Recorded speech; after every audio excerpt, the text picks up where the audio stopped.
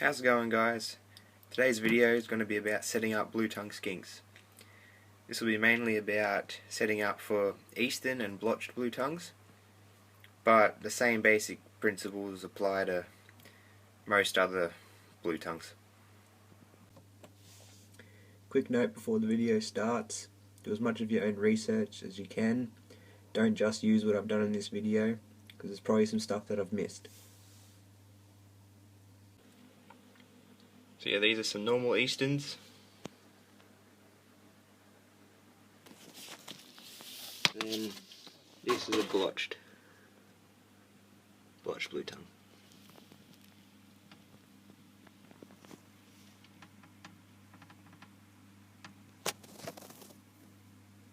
Substrates for blue tongue skinks.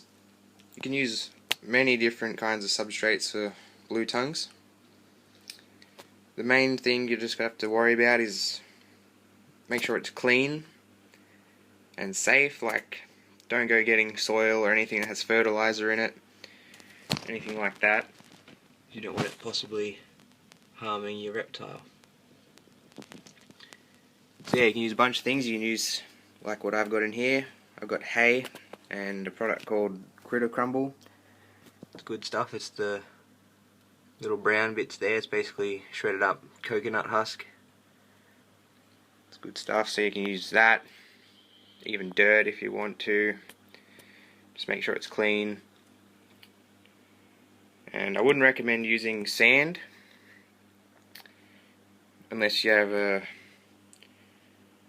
type of blue tongue that's from sandy areas, like a Centralian blue tongue or Western blue tongue, something like that.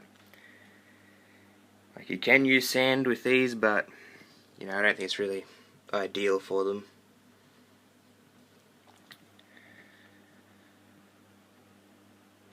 Other substrates you can use include what I use, like newspaper, butcher's paper. We can even use like fake grass or reptile carpet or boating carpet, as I've also heard is good. Stuff like that. Good thing about using these is that they're easier to clean. You just, when it's cleaning time, just take all the stuff out, scrunch up the paper, chuck it out, put some new stuff down, done. But an important thing to remember with these sort of substrates is to still have something they can bury down in. Like here with my black blue tongue, I've got a box here with a bunch of loosened hay in it. I've also used just shredded newspaper as well. So anything like that they can still bury down into a bit, because sometimes with blue tongues, when they can't bury down into something, they spend a lot of time climbing the sides of the enclosures, and they can get kinks in their backs and stuff like that. So it's best to try and avoid that by giving them something they can bury into. Okay, so this is how I set up indoor blue tongues. First, put newspaper down. So you could do that, or put in particle substrate, whatever you want to do, up to you. And then I put in hide on the warm side. So that's a good thing to mention, actually. You need to have a hot side and a cool side so they can thermoregulate and not overheat. So first thing I do, put this hide on the warm side. I'll put it underneath the heat light for a few reasons. First, so they can still be warm and hide. Second, if they need to be even warmer, they can climb on top and get even warmer. And I've also found this helps with young or new blue tongues when you get them to have it away from the side like that, so that it helps them get used to you more. So they start sticking their head out, and then you just start walking around and they get more used to you, so they can still come out and hide, and gets them more accompanied with your presents. Less scared. So then with that, I usually just put a rock down as well. This holds a lot of heat so they can warm up on that even more.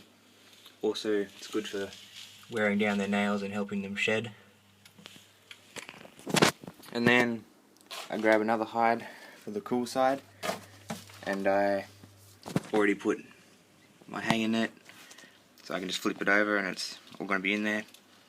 You can also use like the newspaper or whatever you want to use to give them something to bury down in. So yeah, just mix it up a bit and then flip it over. So that's the cool side hide. So you can feel safe and secure on the hot side and the cold side. I usually find they sleep in here. And this hide's just made out of an old container that you just buy meat in. I just cut a hole in it.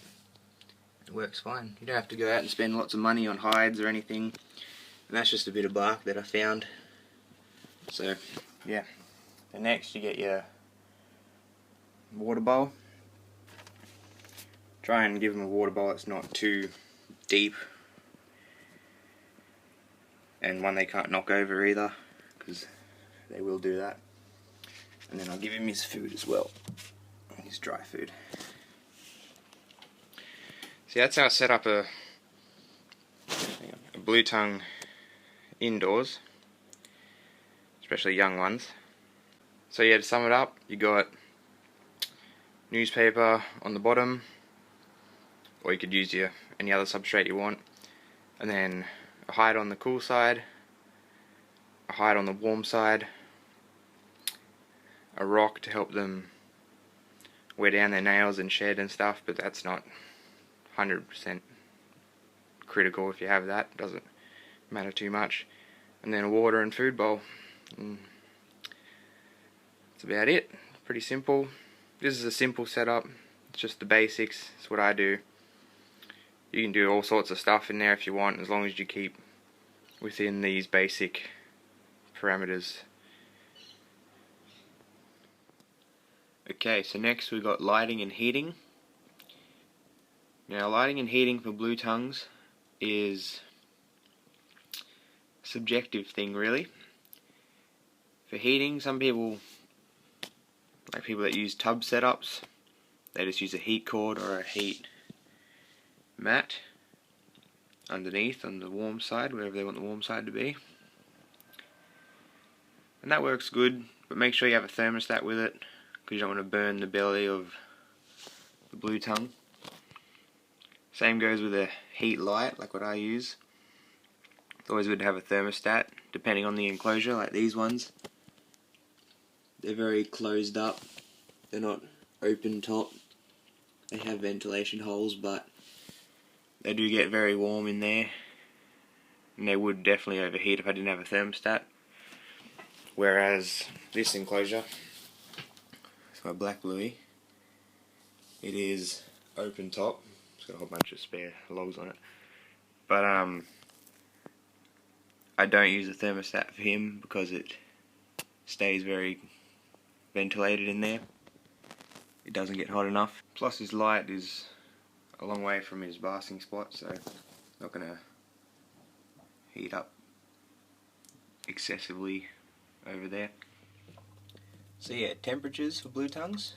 For eastern and blotched, on the hot spot where he is now, you probably want to get around 35 degrees Celsius. And then on the cool side, there, you want to get mid to low 20s. Anything over maybe 28, you might need to turn down or change your setup. UV lighting for blue tongue skinks. Do they need it or do they not? There's a lot of debate about it, but I personally believe they do not need UVB lighting. But what they do need is a good diet with the right nutrients and minerals in it. A diet that has vitamin D3 in it will allow your blue tongue not to need UVB lighting. Now, a lot of people find it hard to believe when they first find out blue tongues don't need UV, but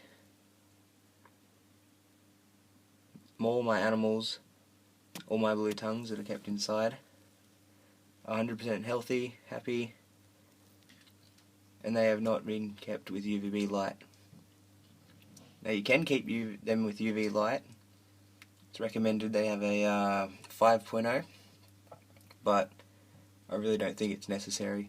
There's people here in Australia that have had them 20 years plus, same animal, no health problems, no issues, completely normal. It's all in the diet. So again, if you can give them UVB if you want to, but it's really not necessary in my opinion. None of my ones have had it, and they're completely healthy.